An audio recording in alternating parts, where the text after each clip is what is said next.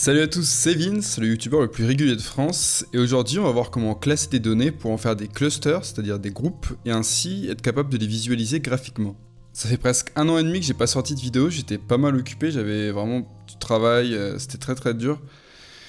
Bon ok, c'est pas vrai, je vais jouer à Rainbow Six, mais c'est bon, cette fois on va parler sérieusement d'IA, et j'espère que cette vidéo vous plaira. On va commencer doucement avec des petits rappels. En IA, on a deux types d'algorithmes. On a ceux qui sont supervisés et ceux qui sont non supervisés. On a déjà vu ensemble l'apprentissage supervisé dans ma vidéo où je vous apprends à développer un réseau de neurones. D'ailleurs, si vous n'avez pas vu cette vidéo, je vous invite à le faire. Et dans cette vidéo, on entraîne notre algorithme sur des données dont on connaît les labels. C'est-à-dire qu'on savait par avance que notre fleur était bleue ou elle était rouge. Et ça, c'est une phase qu'on appelle l'apprentissage. Maintenant, les algorithmes qui sont non supervisés, eux, ils n'apprennent pas grâce à des labels. C'est notamment le cas du clustering, ce qu'on va voir aujourd'hui. On va essayer de classer des données, c'est-à-dire de faire des clusters, des groupes, sans apprentissage préalable sur nos données. Concrètement, imaginons que j'ai un gros dataset avec énormément de données et j'aimerais regrouper ces données, faire différents groupes. Par exemple, j'ai un gros dataset avec des fleurs et il y a différentes variétés que je ne connais pas et j'aimerais que, sans connaître les variétés, mon IA soit capable de les regrouper. Dans un premier temps, j'aimerais vous confronter à un problème qui est assez récurrent lorsqu'on souhaite faire ce type d'analyse. Imaginons que je souhaite représenter sur un graphe à 2 dimensions les données de longueur et largeur des pétales d'une fleur. Je sais que dans mon dataset, j'ai 2 variétés de fleurs, et j'aimerais, en les représentant sur un graphe, être capable de déterminer à quelle classe elles appartiennent. Et je vais donc obtenir un graphe à 2 dimensions de ce type. Il est donc très facile sur ce schéma de distinguer 2 clusters. On peut ainsi identifier nos 2 variétés de fleurs présentes dans le dataset. On a notre premier cluster par exemple en bas à gauche, vous pouvez voir une certaine réunion au niveau des points, et l'autre cluster en haut à droite. Bon, jusqu'ici, aucun problème, car on est en 2 dimensions et on utilise seulement 2 paramètres. Maintenant, imaginons que nous ayons un dataset avec 19 paramètres. On ne peut pas humainement visualiser un graphe de dimension 19, c'est pas possible. Il y a donc une technique qui s'appelle PCA pour Principal Component Analysis, en français c'est analyse en composantes principales, qui a pour vocation de se concentrer sur les données les plus représentatives du dataset. Et ainsi, on va diminuer les dimensions du graphe. On va passer par exemple d'une dimension 19 à seulement 2.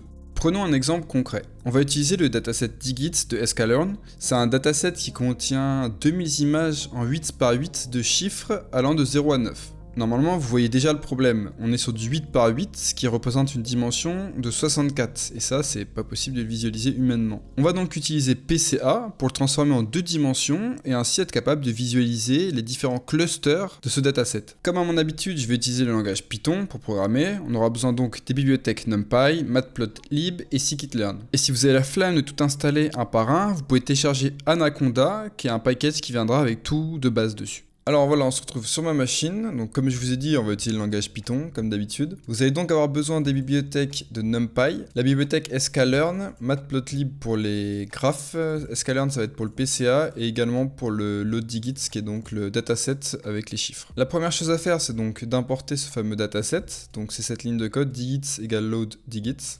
Ensuite, ici, on va récupérer les choses qui nous intéressent. Donc xdigits, ça va être les données, donc les données brutes. Et ydigits, ça va être les targets, donc c'est-à-dire la cible, c'est-à-dire la valeur 0, 1, 2, 3, 4. Donc ce bout de code-là, il n'est pas intéressant pour vous, c'est juste pour vous montrer à quoi ressemble le dataset. On va donc lancer tout de suite le code. Voilà à quoi ressemble le fameux dataset. On a donc des valeurs allant de 0 à 9, quadrillées sur du 8 par 8. Et ici, je vous ai affiché la cible, donc là évidemment 0, 0, 9, 9. Etc. On voit très bien là visuellement que ça on peut pas le représenter sur un graphe en 2 dimensions naturellement, il faut faire quelque chose. Donc c'est là qu'intervient le PCA. Alors comment faire fonctionner le PCA? Je vais décommenter ces lignes de code. Ici, on va voir ce qu'on appelle estimator, c'est donc PCA de n components égale 10. Pourquoi? Parce qu'on a 10 composants allant de 0 à 9. Et ensuite, on lance cet estimateur sur nos données, donc xdigits, je vous rappelle, c'est nos data. Ensuite, il faut bien donner une couleur à nos clusters, sinon on verra pas trop la différence. On a défini un tableau de couleurs, black, blue, purple, etc. Donc ici, dans notre boucle de i allant à nos nombres de couleurs, donc il y en a 10 allant de 0 à 9, on vient mettre nos données. Donc ici, sur notre coordonnée x, ici notre coordonnée y. Et ici, cette ligne de code là, on vient assigner la couleur à notre cluster. Ensuite ici, c'est pour les légendes, on vient donner donc les noms.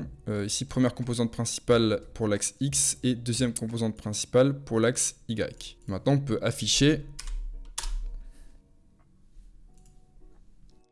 Voilà le fameux plot. Donc, qu'est-ce qu'on peut en conclure? Ici, à l'œil nu, on peut voir pour certains chiffres, c'est assez facile de distinguer. Donc si par exemple on prend le chiffre 0, on voit c'est les points noirs, on voit qu'il y a plus ou moins un cluster qui est assez évident ici. Ensuite, on a un cluster ici vert qui est pour la valeur 6, qui est aussi relativement évidente. On peut aussi en tirer assez facilement le jaune qui est la valeur 3. Et on voit qu'après, c'est un peu compliqué à définir. Peut-être le violet, c'est la valeur 2 qui est assez facilement définissable, mais le reste c'est plutôt compliqué. Le bleu encore, on va dire le 1, mais on voit bien ici au milieu en fait que tous les clusters les valeurs sont mélangées, donc c'est quasiment impossible de définir des clusters. Là où c'est intéressant ce graphe, c'est qu'on connaissait les labels. On savait par avance que ici, le 0 c'était ces valeurs noires là. C'est pour ça que je les ai dessinés en noir. Pareil ici, on savait très bien que c'était 6, etc. Nous, ce qu'on va essayer de faire dans la suite de cette vidéo, c'est de définir nous-mêmes ces clusters. C'est-à-dire on va partir d'un graphe comme ça, et nous on va essayer de dire 0 c'est ici,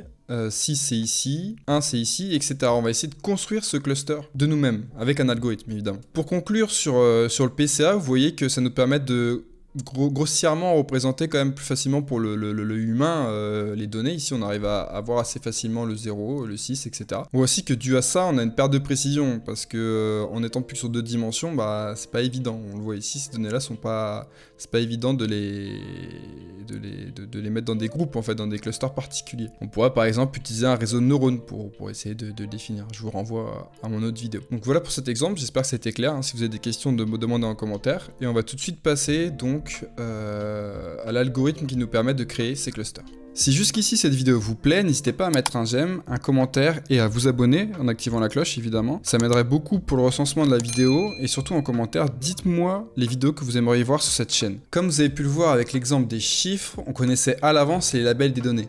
Donc c'était pas compliqué de construire le cluster puisqu'on savait que telle couleur, tel groupe, c'était tel numéro. Maintenant, prenons le cas d'apprentissage non supervisé. On souhaite trouver les clusters de ces données, comment on fait pour les déterminer algorithmiquement? Pour ça, on va utiliser l'algorithme du K-means. C'est un des algos non supervisés les plus connus, c'est donc bien que vous le connaissiez. Il va nous permettre de diviser nos données en plusieurs groupes, clusters, sans connaître le vrai groupe de départ. Si je reprends l'exemple des fleurs, il ne saura pas si la fleur était bleue ou rouge. C'est lui qui va essayer de le déterminer avec l'algo. On va donc utiliser l'algorithme de Lloyd, qui vous allez voir est très simple. Il se compose de 3 étapes importantes. La première étape, c'est d'initialiser les centroïdes sur des points aléatoires du graphe. Alors qu'est-ce qu'un centroïde? C'est tout simplement le centre d'un cluster. On va prendre un point aléatoire du graphe et on va dire ce point là c'est le centre de mon premier cluster. Maintenant la deuxième étape, c'est que pour chaque point du graphe, on va regarder quel centroïde est le plus proche de lui. Et donc il appartiendra au cluster de ce centroïde. Ensuite la troisième étape, c'est de recalculer le centroïde suivant nos nouvelles données. Et nous répétons l'étape 2 et 3 jusqu'à convergence. Bon là c'est peut-être pas très clair, on va donc prendre un exemple concret. Nous voici avec un graphe de dimensions, avec x1 en abscisse et x2 en ordonnée. Et voilà les valeurs dont nous ne connaissons rien, mis à part qu'il y a 3 catégories, 3 clusters. Dans la grande majorité des cas, vous connaîtrez par avance le nombre de clusters que vous souhaitez. Si par exemple vous traitez des données radar, dans lesquelles vous devez différencier, je sais pas, les avions, les voitures, les piétons, vous savez que vous avez 3 clusters, parce qu'il y a 3 classes différentes. On va donc dérouler l'algorithme sur ces données. La première étape, c'est de choisir 3 centroïdes au hasard sur des points existants sur le graphe. On a donc choisi ces 3 points. Maintenant, pour chaque point du graphe, on va calculer la distance la plus proche qu'il est d'un centroïde. Pour calculer la distance entre 2 points, on va évidemment utiliser la distance euclidienne, et dans un plan cartésien, cette distance, elle se définit comme ça. C'est la racine carrée de xb moins xa au carré, plus yb moins yk au carré. Prenons ce premier point, par exemple. Si nous calculons les distances, on se rend compte qu'il est plus proche du cluster orange. Il va donc maintenant appartenir à ce cluster. Il suffit maintenant de faire ça pour chaque point du graphe et on va obtenir ce schéma. Maintenant, on doit mettre à jour la position des centroïdes. Pour ça, c'est très simple, il suffit de faire la moyenne en x1 et en x2 des points appartenant à chaque cluster. Maintenant, on met à jour les centroïdes et on recommence l'étape 2. On se rend compte que ce point, il est plus dans le bon cluster. Il devrait normalement maintenant appartenir au cluster bleu. On met donc à jour ce point, et les autres points, eux, sont bien classés. Maintenant, l'étape 3, on met à jour les centres des clusters, et on voit qu'il y a seulement le cluster bleu et rouge qui sont touchés par cette mise à jour. On obtient donc ce résultat. Et là, on est arrivé à un stade où il y a convergence, car peu importe le nombre d'itérations qu'on fera, on ne pourra pas améliorer nos clusters. On a obtenu la meilleure version de nos clusters. On a donc terminé l'algorithme de Lloyd. Maintenant, on va retourner sur Python et je vais vous montrer comment utiliser cet algorithme. On se retrouve de nouveau sur ma machine. Le code est relativement simple, vous allez le voir. Ici, filepath train.csv, ça va être en fait mon fichier qui contient mes données. Donc ici, en l'occurrence, c'est ce fichier-là. Vous pouvez voir qu'il y a 0, 1, 2 et 3, c'est mes labels. Enfin, 0, 1 et 2, excusez-moi. Donc ça fait 3 clusters, on a 3 labels.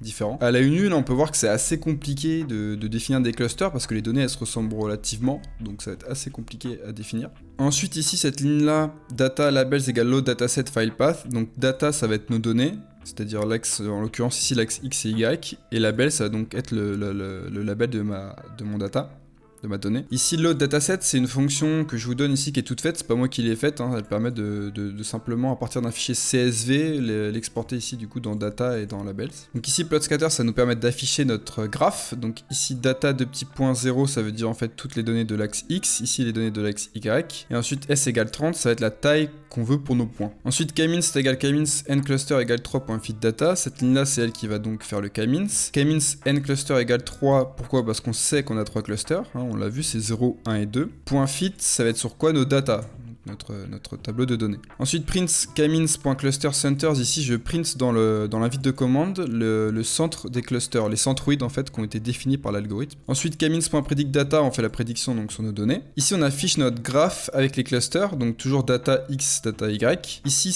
C égale kmin spread, donc c'est nos couleurs, on va se définir par rapport à la prédiction. Donc ici S égale 30, la taille, et C map, c'est les couleurs qu'on va prendre, on prend donc rainbow. Et la dernière ligne de code ici, elle permet en fait d'afficher les centres des clusters sur le graphe. Donc de couleur noire, et ici donc le plt.show. On va donc exécuter le code. Ici voici le graphe qu'on a d'origine avec nos données. On peut voir que c'est assez compliqué de définir des clusters comme ça à l'œil nu, c'est pas spécialement évident. Et ici, voici la prédiction faite par kmins. On peut voir ici dans l'invite de commande les centres des clusters. Donc on voit le premier cluster en 2.9, 3.1, le deuxième en 0.2, moins 0.0, et le dernier en 3 et moins 0.0. On observe les trois clusters, le cluster violet, vert et rouge, mais c'est assez compliqué de se dire est-ce que le cluster a raison. Faut qu'on vérifie d'une manière ou d'une autre. Pour ça, j'ai donc un autre code qui lui va afficher le vrai cluster. On peut le voir ici. À gauche, on a donc le vrai affichage, c'est-à-dire qu'ici, il se base sur les vrais labels des clusters, donc le cluster 0, 1 et 2. Et donc à droite, les clusters 0, 1 et 2 définis par kmins. On peut en conclure qu'il a été relativement précis. On peut voir ici nos trois clusters, on a quasiment les mêmes. On peut voir quelques erreurs, par exemple ces points ici là, il ne devrait pas être rouge, normalement il devrait être vert. Mais sinon dans l'ensemble c'est relativement bien, on peut voir vraiment qu'il a défini trois clusters et c'est quasiment les mêmes. Voilà ce qu'il en est donc de l'algorithme kmins. La vidéo est maintenant terminée, j'espère qu'elle vous aura plu. Si c'est le cas, n'hésitez pas à mettre un j'aime et à vous abonner. Et si vous avez des questions ou des recommandations, vous pouvez les laisser en commentaire, je viendrai les lire.